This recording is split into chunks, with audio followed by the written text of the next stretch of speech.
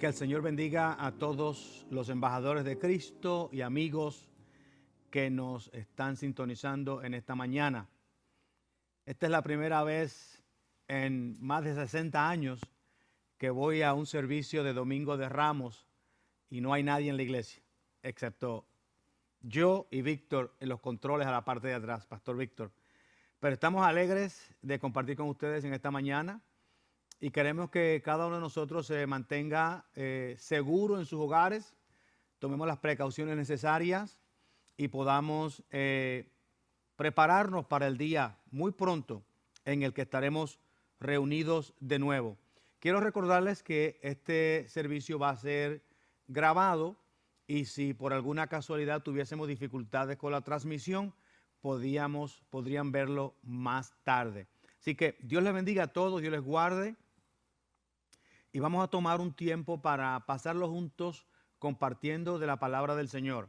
Así que en el día de hoy, como tenemos costumbre en Embajadores, vamos a abrir nuestro tiempo con nuestra lectura dominical. Y pido en el Señor que sea de bendición para cada uno de ustedes. Así que acompáñenme leyendo esta lectura dominical en el día de hoy que viene del Salmo 118, comenzando en el verso 19. Dice la palabra del Señor con la bendición del Padre, del Hijo y del Espíritu Santo. Abridme las puertas de la justicia, entraré por ellas, alabaré a Jehová. Esta es puerta de Jehová, por ella entrarán los justos. Te alabaré porque me has oído y me fuiste por salvación. La piedra que desecharon los edificadores ha venido a ser la cabeza del ángulo. De parte de Jehová es esto, y es cosa maravillosa a nuestros ojos. Este es el día que hizo Jehová. Nos gozaremos y alegraremos en él. Oh Jehová, sálvanos ahora, te ruego, oh Jehová, que nos hagas prosperar ahora. Bendito el que viene en el nombre de Jehová. Desde la casa de Jehová os bendecimos. Jehová es Dios y nos ha dado luz. Atad víctimas con cuerdas a los cuernos del altar. Mi Dios eres tú, y te alabaré. Dios mío, te exaltaré. Alabar a Jehová porque Él es bueno, porque para siempre es su misericordia. Acompáñenme en nuestra oración dominical. Dios todopoderoso y eterno, en tu tierno amor por nosotros, enviaste a tu Hijo, nuestro Salvador Jesucristo, a tomar sobre sí mismo nuestra naturaleza y sufrir la muerte en la cruz, dándonos el ejemplo de su gran humildad. Concédeme misericordiosamente que podamos caminar en el camino de su sufrimiento y ven a compartir su resurrección por Jesucristo nuestro Señor, que vive y reina contigo y el Espíritu Santo, un solo Dios, por los siglos de los siglos. Amén. Dios les bendiga una vez más en esta mañana. Quiero compartir con ustedes un par de anuncios de algunas cosas que estaremos haciendo en los próximos días. En la semana pasada hicimos una convocatoria para que nos unamos todos en un ayuno de una semana, comenzando mañana. Temprano en la mañana nos levantamos y presentamos este ayuno al Señor. Y estaremos en ayuno, Dios mediante, aquellos que nos acompañen hasta el próximo domingo, cuando concluiremos el ayuno una vez terminemos con nuestro mensaje de resurrección dominical. Así que les pido que todos ustedes que puedan, que tengan la oportunidad, se unan a nosotros en este ayuno, comenzando mañana, temprano en la mañana. También les quiero mencionar que el jueves, tendremos nuestro estudio bíblico. Sabemos que esta es Semana Santa, pero vamos a continuar con la tradición de los estudios bíblicos y vamos a presentar el estudio bíblico el jueves a las 7 de la noche para mantenernos en contacto durante la semana. Y también el viernes estaremos celebrando nuestro tradicional servicio de Viernes Santo. Obviamente, de la misma forma que lo estamos haciendo ahora, nos conectaremos a través de Facebook, y el libro y el servicio de Viernes Santo de Embajadores será a las 7 de la noche el viernes. Así que estudio bíblico el jueves a las 7 y servicio de Viernes Santo el viernes a las 7. Y estos serán puestos en Facebook, así que usted puede verlos más tarde si así lo desea. También queremos animar a nuestros miembros que continúen contribuyendo con sus diezmos y ofrendas, ya que son necesarios para continuar con la labor que tenemos acá en Embajadores. Y quisiéramos que si pueden hacerlo a través de nuestra página de internet, vayan allá. Si no, pueden pasar por acá por la iglesia, como ustedes prefieran, o enviarlo por correo. Como ustedes prefieran que nos puedan servir, se lo vamos a agradecer en una grande manera. Así que Dios les bendiga, Dios les guarde. Y algo que queremos hacer y que hacemos siempre antes de nuestro mensaje dominical es el orar por todas las situaciones que estamos experimentando. Alguna petición especial que usted pueda tener en su hogar, queremos presentarla en esta mañana delante del Señor. Sabemos que algunas cosas están sucediendo en nuestro país y en el mundo entero.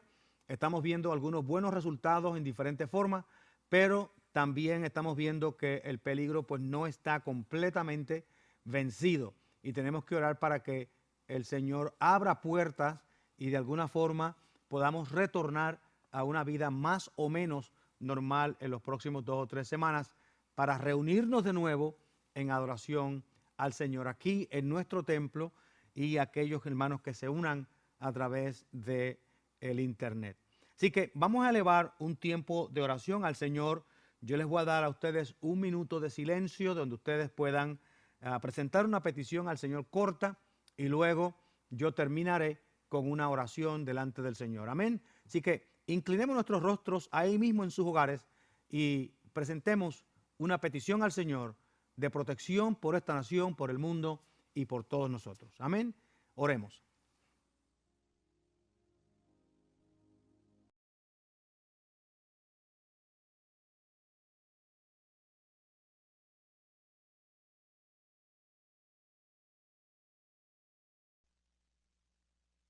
Señor, te damos gracias en esta mañana por la gran bendición que nos concedes de estar delante de tu presencia. Pedimos, Señor, que cada uno de nosotros podamos continuar creciendo, expandiendo el ministerio de tu iglesia, alcanzando a las personas que están en necesidad en nuestro alrededor. Señor, conocemos que estamos en grandes dificultades, que nuestra nación está pasando por momentos difíciles, que tenemos algunas personas sufriendo a causa de este virus que nos acecha. Queremos darte las gracias por tus bondades, pero Señor, en esta mañana nos elevamos delante de tu presencia pidiendo, Señor, que perdone nuestras ofensas, pidiendo, Señor, que no tomes en cuenta las veces que te hemos faltado, las veces que te hemos abandonado, las veces que hemos puesto algunas cosas materiales como prioridades en nuestras vidas. En esta mañana te pedimos, Señor, que cada uno de nosotros en nuestros hogares esté seguro, esté tranquilo, esté conectado contigo, esté buscando, Señor, de parte de ti una bendición especial para sus vidas. Y que, Señor, cada uno de nosotros esté añorando, deseando el compartir como iglesia. Sabemos, Señor, que en otras circunstancias ni siquiera tuviéramos la bendición de compartir a través de este medio del internet.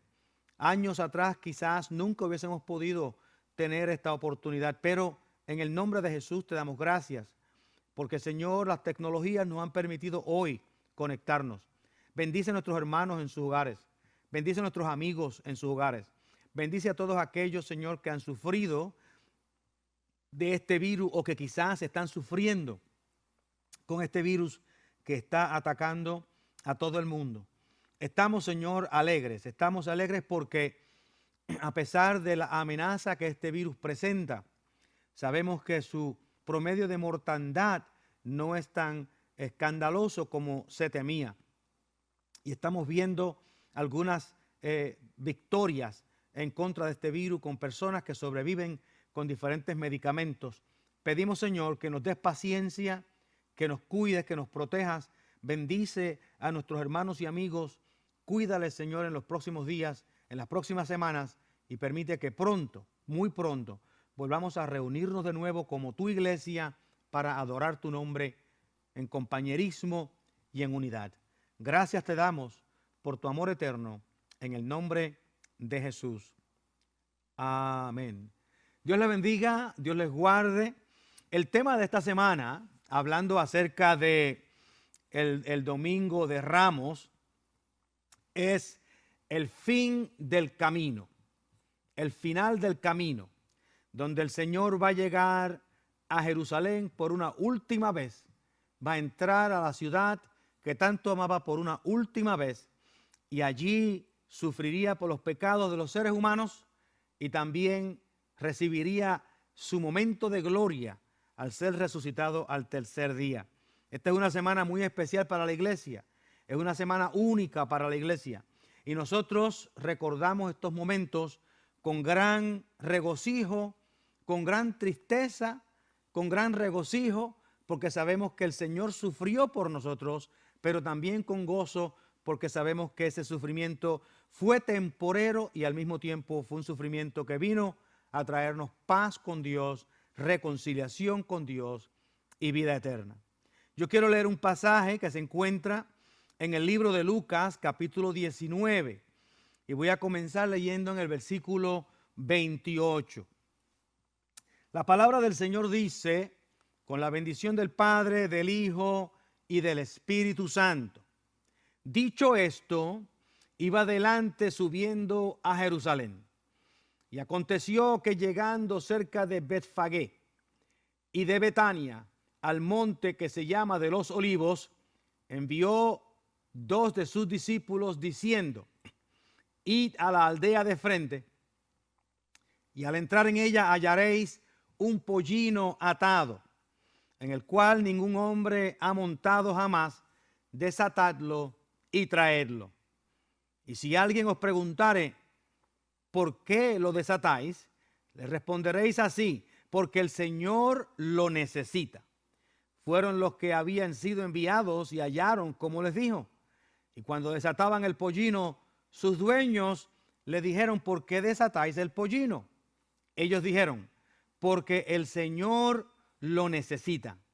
Y lo trajeron a Jesús, y habiendo echado sus mantos sobre el pollino, subieron a Jesús encima. Y a su paso tendían sus mantos por el camino. Y cuando llegaban ya cerca de la bajada del monte de los Olivos, toda la multitud de los discípulos, gozándose, comenzó a alabar a Dios a grandes voces por todas las maravillas que habían visto, diciendo: bendito el Rey que viene en el nombre del Señor, paz en el cielo y gloria en las alturas. Entonces algunos de los fariseos de entre la multitud le dijeron: Maestro, reprende a tus discípulos. Él respondiendo les dijo: os digo que si estos callaran, las piedras clamarían. Oramos. Señor, te damos gracias por esta palabra y pedimos que sea de bendición a cada uno de nosotros y que cada uno de nosotros podamos apreciar tu mensaje y podamos, Señor, celebrar este día en que el Mesías prometido entra a la ciudad como un rey humilde, para morir por los pecados de toda la humanidad. Gracias te damos por Jesucristo. En su nombre pedimos. Amén. Esta semana es una semana toda acerca de Jesús. Antes de que el Señor entrase a Jerusalén el día de Ramos, que llamamos este domingo, hubieron varios eventos que prepararon la escena que iba a tomar lugar en este sitio. De acuerdo a Lucas, como veremos en algunos momentos, el Señor estaba haciendo algunos arreglos de casa antes de que estos eventos de la semana culminaran con la resurrección de Jesús. Pero vamos a incluir también un poco quizás lo que el apóstol Juan escribió, porque Juan escribe de unos eventos que ocurren unos días antes de la entrada de Jesús a Jerusalén, y quiero presentarlos como una forma de contexto en su camino a Jerusalén cuando Jesús iba a entrar a la ciudad. Y Juan describe un evento muy especial que ocurre en la ciudad de Betania. Pero antes de hablar de la resurrección de Lázaro, en el versículo 1 del capítulo 12, que viene después de la resurrección de Lázaro, nos dice que el Señor, 6 días antes de la Pascua, vino a Betania. Él había estado en Betania, pero ahora regresa de nuevo a Betania. Dice, donde estaba Lázaro, el que había estado muerto y a quien había resucitado de los muertos. Quiere decir que Jesús había resucitado a Lázaro de los muertos, se había ido por un periodo de tiempo y había regresado de nuevo a Betania por unos días antes de la entrada triunfal a Jerusalén. En Juan 11 se describe la narración de la enfermedad de Lázaro. Jesús posiblemente estaba en Galilea cuando recibe el mensaje de que Lázaro estaba gravemente enfermo. Jesús se retrasa 4 días más, sabiendo qué era lo que iba a ocurrir en Betania, preparando el escenario para este momento espectacular, porque la resurrección de Lázaro llegó a ser posiblemente el evento que derrama la copa, la gota que derrama la copa de la ira y el enojo y el odio que los líderes religiosos le tenían a Jesús. Hasta este momento ellos habían estado ofendidos por Jesús. Ellos habían estado molestos por la actitud que Jesús tenía, por los milagros y la gran cantidad de personas que lo estaban siguiendo. Pero cuando el Señor viene a Betania y cuando el Señor sana a Lázaro o levanta a Lázaro de entre los muertos, en ese momento el Señor está ahora haciendo una confrontación con los fariseos, con los líderes religiosos, que no les iba a quedar otro remedio sino el llevarlo a su muerte. Fíjense que en el capítulo 11, cuando el Señor recibe la información de Lázaro y decide después de 4 días venir desde Galilea hasta Betania, Él le dice a los discípulos, tenemos que ir a Jerusalén. Ya para esta fecha, estamos hablando aquí unos 10 o 12 días antes de la entrada triunfal a Jerusalén. Ya para esta fecha, el Señor Jesús era una persona no grata para los líderes religiosos. Ya Él estaba desechado de los líderes religiosos. Ya los líderes religiosos estaban haciendo sus planes de cómo podían deshacerse de Él, y un viaje a Jerusalén en estos días era extremadamente peligroso. Por eso fue que los discípulos, dice Juan, en el versículo 8 del capítulo 11, contestaron a Jesús de esta manera. Los discípulos dijeron, vamos a Judea. Jesús dijo, vamos a Judea otra vez. Y los discípulos le dijeron, Rabí, ahora procuraban los judíos apedrearte y otra vez vuelves allá. O sea, ya los judíos habían determinado que tenían que deshacerse de Jesús. Y en el capítulo 11 de Juan, que ocurre, como dije, algunos 10 o 12 días antes de la entrada triunfal a Jerusalén, ya los discípulos están diciendo, hay mucho peligro, la situación está bien difícil, entrar a Jerusalén en estos días es demasiado peligroso, la Pascua se estaba acercando, la gente había comenzado a agolparse en la ciudad, y había mucho peligro. Bueno, Tomás también añade, cuando el Señor dice, vamos a ir, y ya todos sabían que él iba a ir a Jerusalén, Tomás añade y dice, bueno, vamos nosotros también para que muramos con él. O sea, ellos sabían que estamos ahora al final del camino. El Señor está al final del camino. Sus discípulos sabían antes de la crucifixión de Jesús que la vida de Cristo estaba en peligro, que una visita a Jerusalén iba a ser algo muy peligroso para ellos. Aquí es bien importante que el Señor va a entrar a Jerusalén, va a llegar al momento de su muerte, al momento de su entrada a la ciudad de paz. Se convierte ahora en la ciudad donde el Hijo de Dios va a ser crucificado. Dentro de todo este plan de Dios, también en el capítulo 11 encontramos una profecía del sumo sacerdote. El sumo sacerdote no era un hombre bueno en términos de que había aceptado a Jesús, pero el sumo sacerdote todavía tenía la función en el templo como ser el representante de Dios en la tierra. Y Caifás, que era el sumo sacerdote de aquel tiempo, cuando están en este proceso, después que el Señor levanta a Lázaro y después que el Señor se va de su presencia, él, oyendo la gran multitud y oyendo la gran conmoción que había en la ciudad, decide que era mejor que un hombre muriera por el pueblo y que no toda la nación pereciera. Pues Caifás entendía que si Jesús se convertía en el líder de la nación, los romanos iban a atacar a Israel, iban a atacar a Judea, iban a destruir a la nación y le iba a quitar a ellos todo el poder que ellos tenían. Por lo tanto, en la mente de Caifás, él estaba tratando de balancear el poder de Jesús, la influencia que Cristo estaba teniendo en la ciudad, con su responsabilidad religiosa y su conexión con Roma. Así que estamos viendo aquí ya este proceso, cómo el escenario se está preparando. El Señor va y sana a Lázaro, pero ya su vida había sido amenazada y estaba en peligro. El Señor levanta a Lázaro de los muertos. Ahora la gente comienza a hablar de Jesús como si fuese verdaderamente el Hijo de Dios, el Mesías prometido, y los líderes religiosos tienen que reaccionar a la acción de Jesús.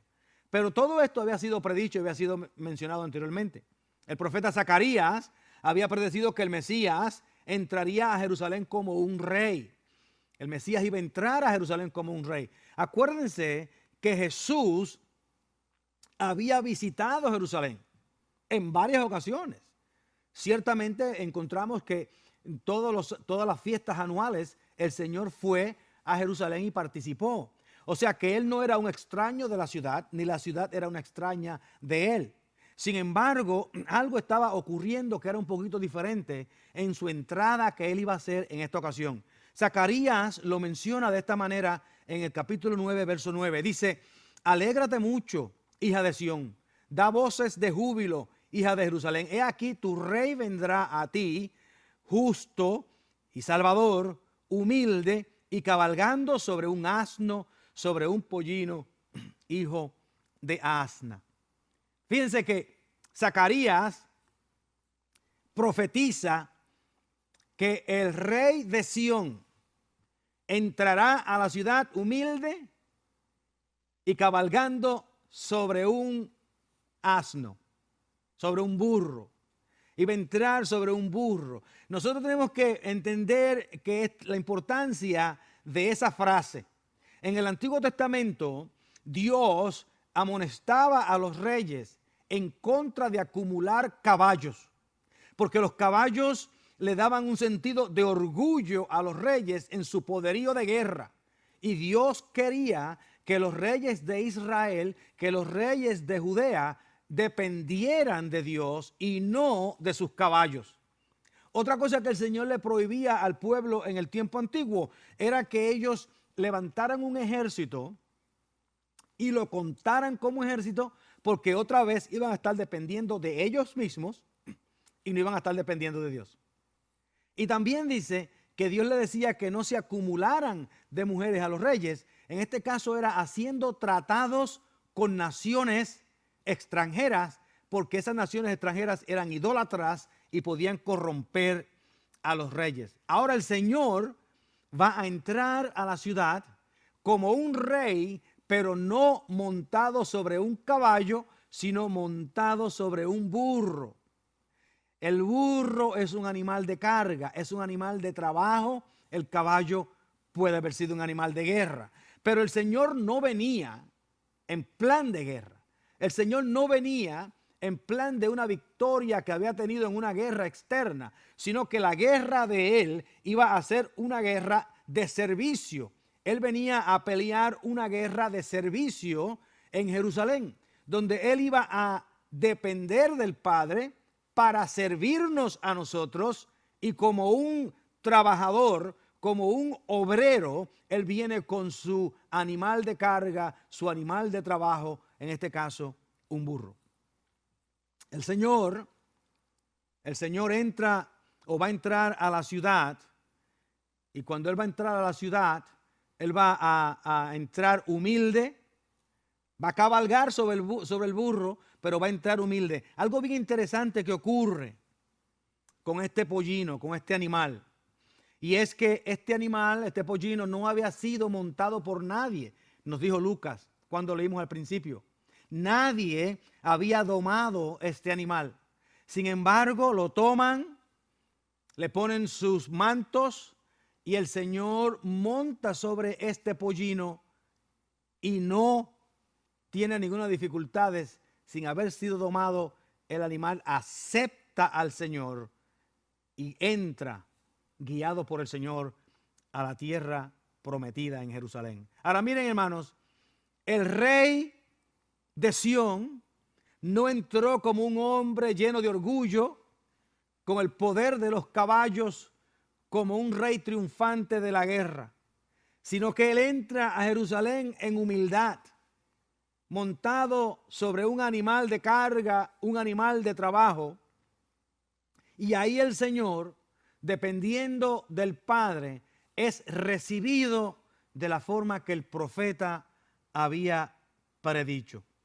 Volvamos entonces otra vez a Lucas para terminar en este pasaje que leímos hoy.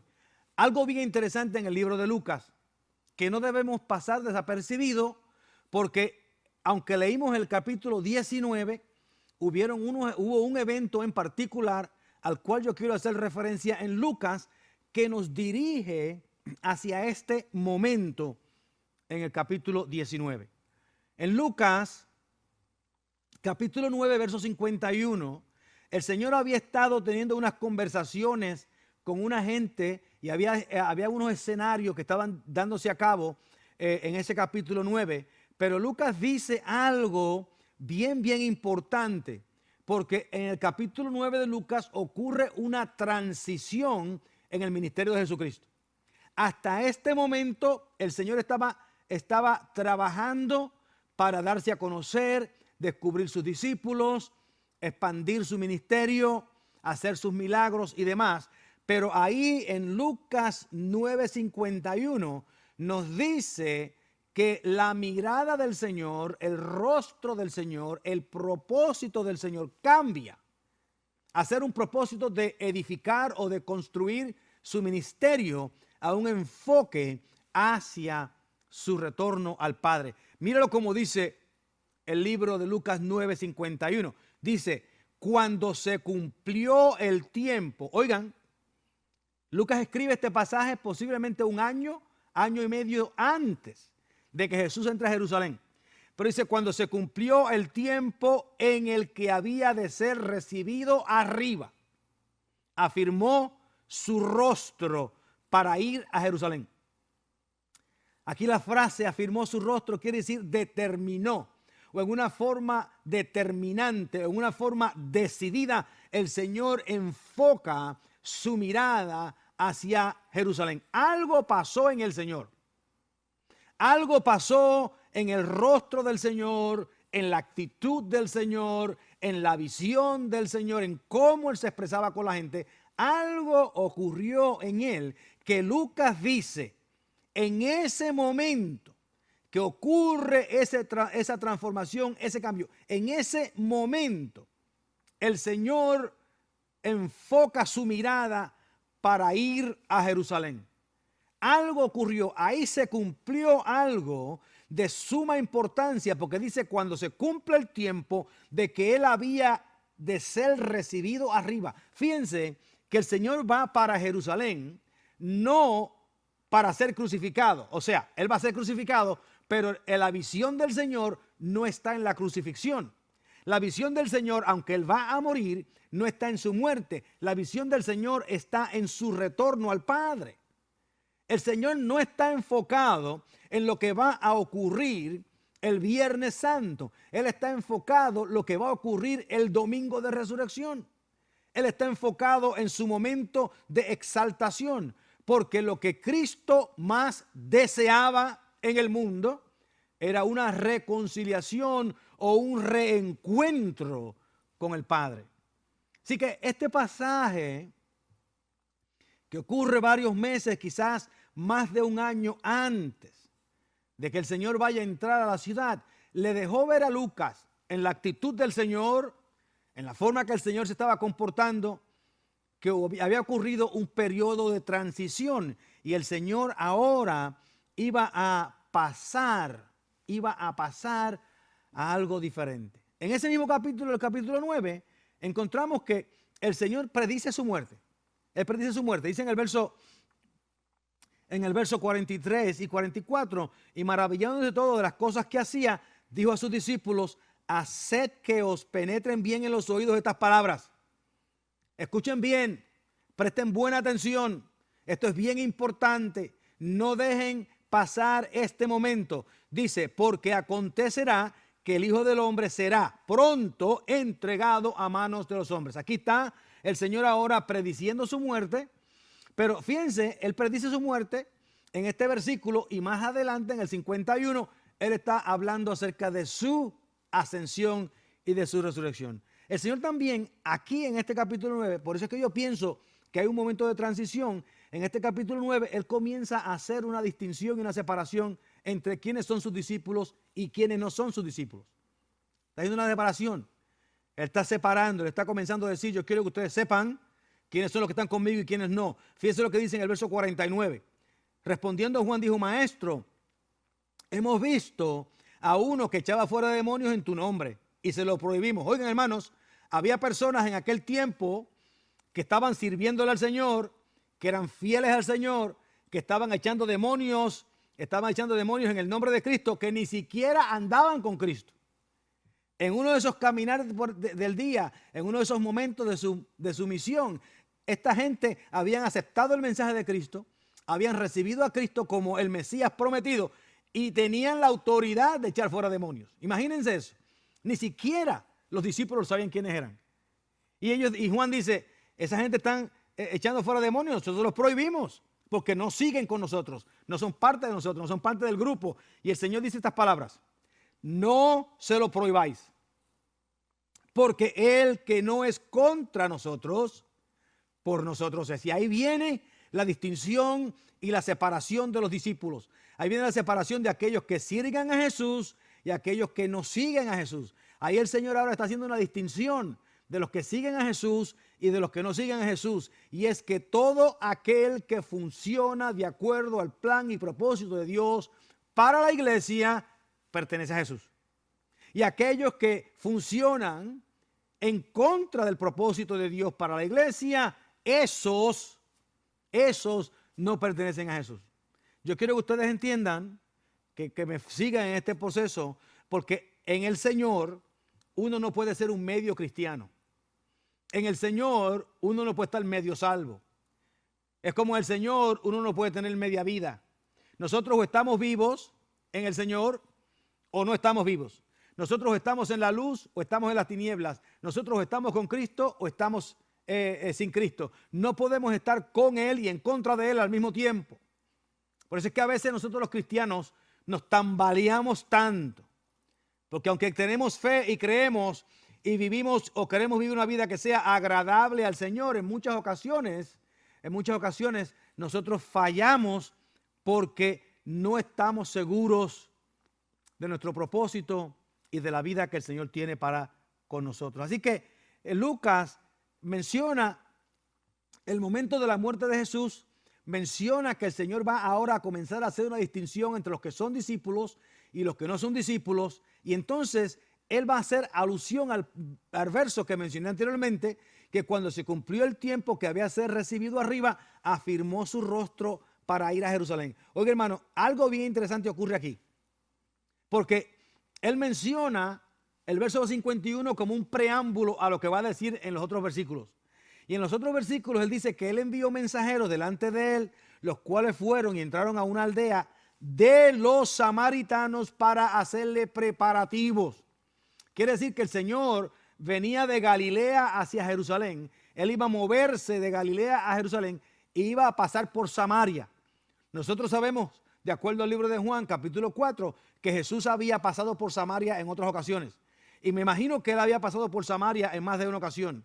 Pero había algo bien interesante en aquel tiempo que a veces no nos percibimos. Y era que los judíos normalmente, ya sea que vivieran en Galilea o que vivieran en Judea, normalmente no pasaban por Samaria cuando iban a viajar de Jerusalén a Galilea o de Galilea a Jerusalén. Se iban por la costa donde estaba Jericó, acerca del río Jordán, o se iban por el otro lado donde estaba el mar Mediterráneo, donde está lo que llamamos hoy el mar Mediterráneo. Pero era bien difícil que pasaran por el centro de Samaria. El camino a través de Samaria era mucho más corto porque era más directo.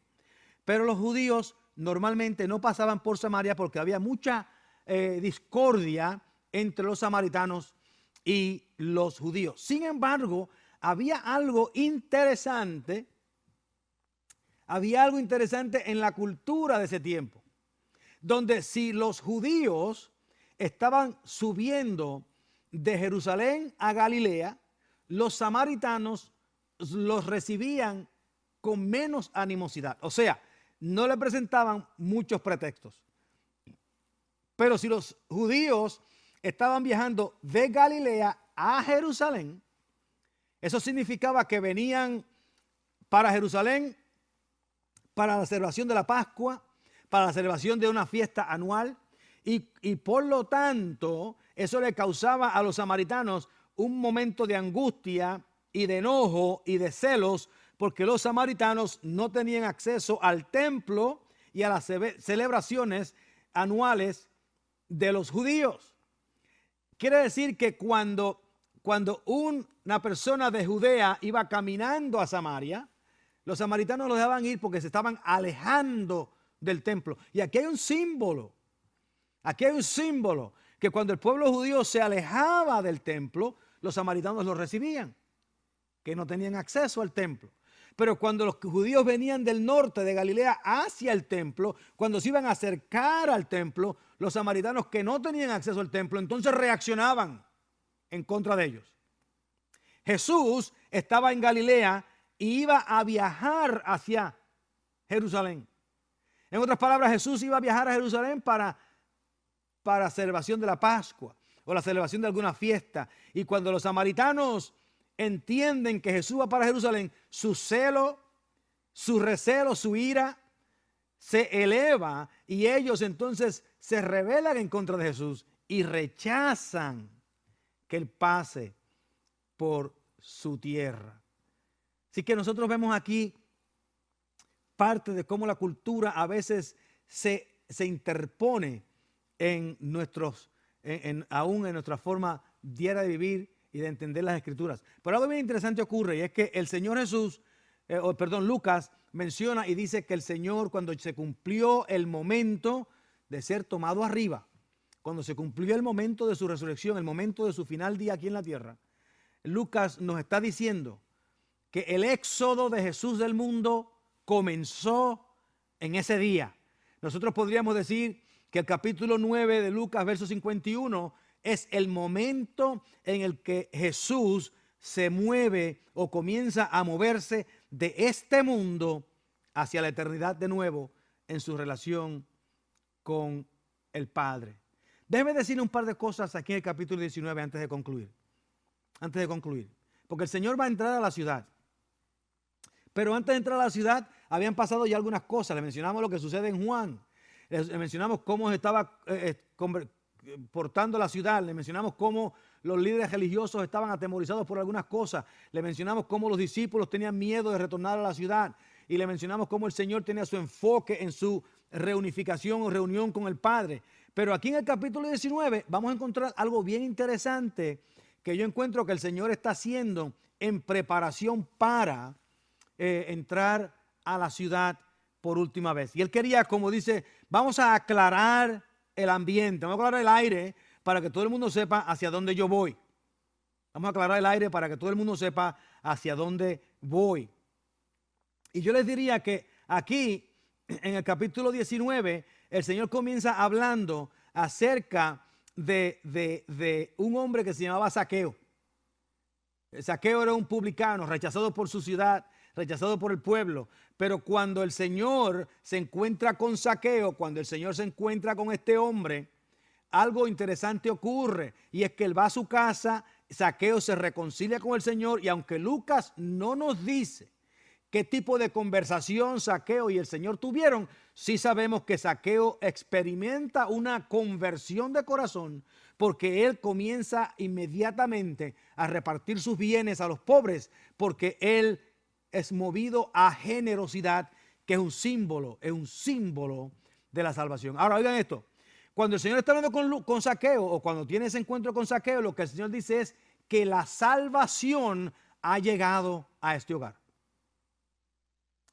Algo bien importante, porque el Señor aquí en el capítulo 19, antes de entrar a Jerusalén para ser sacrificado, antes de entrar a Jerusalén para ser movido, antes de ese momento, Él dice la salvación no es solo para los judíos o para los buenos, sino que es para todo el mundo que se arrepienta y me siga.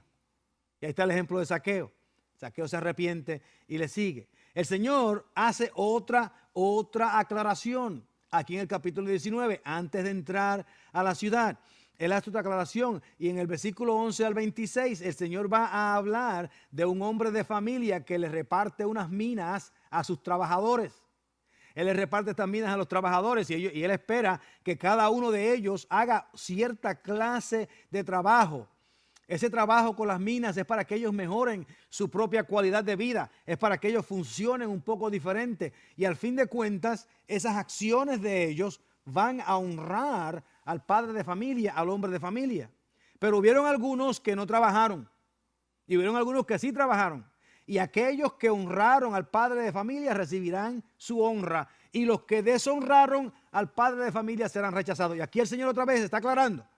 Estamos en los últimos momentos y yo quiero que ustedes entiendan que este propósito es de cómo nosotros nos relacionamos con Dios, con el Padre. Si ustedes se relacionan con el Padre y honran a Dios con sus vidas, con sus dones y talentos, Dios les va a dar a ustedes un galardón. Si ustedes viven unas vidas que deshonran al Padre de familia, que deshonran a Cristo, que deshonran a Dios, entonces van a ser rechazados. Al fin del día, el Señor le está diciendo a los discípulos, yo voy a entrar a Jerusalén, va a haber un sacrificio, pero quiero que sepan, tienen que entender, esto es muy importante, tienen que entenderlo. Ustedes van a estar conmigo, honrándome a mí, o van a estar sin mí, sin honrarme a mí. Ese es el plan.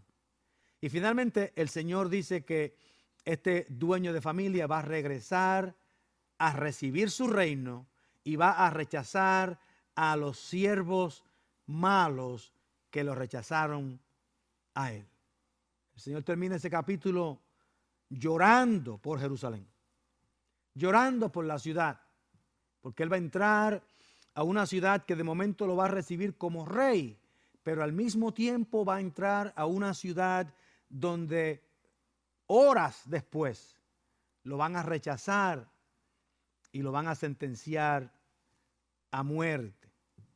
Déjenme decirles en una forma de conclusión, todo este proceso del camino a Jerusalén es una vida, es la vida de Jesús. El Señor estaba viviendo en su camino a Jerusalén. Su camino a Jerusalén era un camino donde Él iba a morir, iba a ser enterrado, iba a ser resucitado. Cada uno de nosotros, los cristianos, debemos estar caminando nuestra jornada a Jerusalén. La jornada a Jerusalén es la jornada de seguir a Cristo. Es la jornada de morir a nosotros mismos, de morir a nuestro orgullo, de morir a nuestras pasiones, de morir a nuestros deseos carnales. Esa jornada a Jerusalén es la jornada donde nosotros vamos a ser transformados de ser Galileos a ser de Jerusalén, de la ciudad de paz. Vamos a ser transformados de ser lo que éramos antes, para que pasemos por el proceso de muerte y podamos ser resucitados con unos cuerpos nuevos transformados para vida eterna. Durante estos días, el Señor enfoca su mirada a Jerusalén.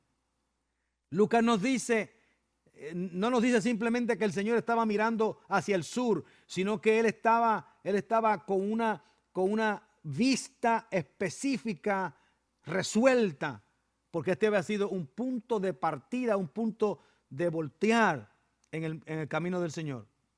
Desde este momento el Señor se enfoca en Jerusalén y va hacia aquel lugar porque quiere encontrarse con el Padre. En estos días, cuando el Señor entra a Jerusalén, los líderes religiosos estaban buscando venganza. Judas estaba buscando ganancias deshonestas. Los romanos estaban tratando de prevenir que hubiese alguna algarabía en el lugar.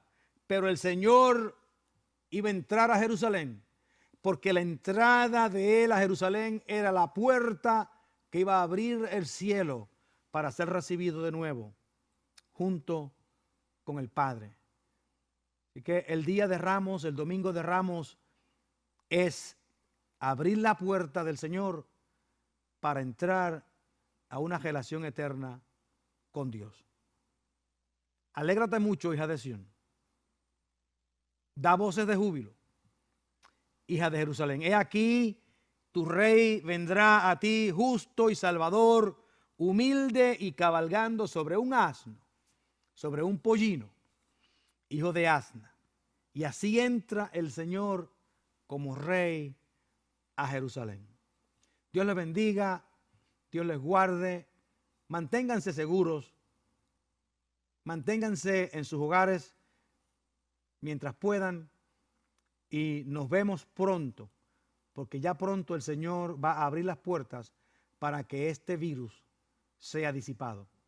Dios les bendiga, Dios les guarde, que la gracia de Dios que envió a su Hijo para morir por nuestros pecados, que el amor de Cristo que se dio a sí mismo por nosotros y que la comunión del Espíritu Santo nos dé sabiduría para vivir unas vidas que sean agradables a Dios y satisfactorias para nosotros.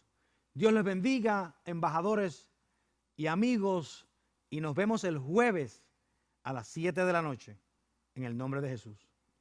Amén.